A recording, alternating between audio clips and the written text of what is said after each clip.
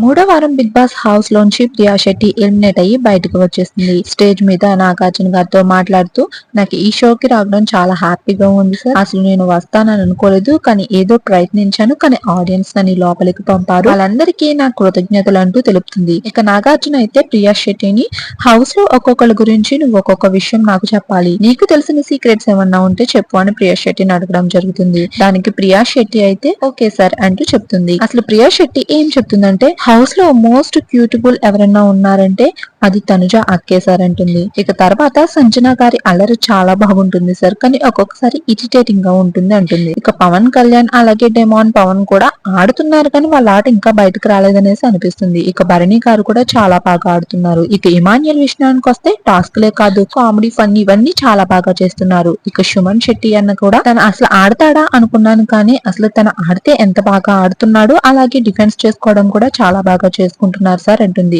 ఇక రితు చౌదరి కూడా ఆడుతుంది, కానీ తన కోసం ఆడితే బాగుండు అంటూ నాగార్జున గారికి చెప్పుకొస్తుంది. ఇలా హౌస్ లో ఒక్కొక్కరి గురించి ఒక్కొక్కటి చెబుతూ ఉంటుంది. ఇక నాగార్జున అయితే బిగ్ బాస్ నుంచి నువ్వు వెళ్ళేటప్పుడు ఒక బిగ్ బాంబ్ వేయాలి హౌస్ లో ఒకరి మీద అని చెప్తాడు. దానికి ప్రియా శెట్టి అయితే శ్రీజ మీద ఆ బిగ్ బాంబ్ అయితే పాడేసి మరి బిగ్ బాస్ కు వచ్చిన తర్వాత శివాజీ గారు అడిగిన దానికి ప్రియా శెట్టి ఏం చెప్పిందో తెలుసుకోవాలనుకుంటే ఈ వీడియో లైక్ చేసి మన ఛానల్ సబ్స్క్రైబ్ చేసుకుని పక్కన ఉన్న బెల్ ఐకాన్ యాక్టివేట్ చేసుకోండి.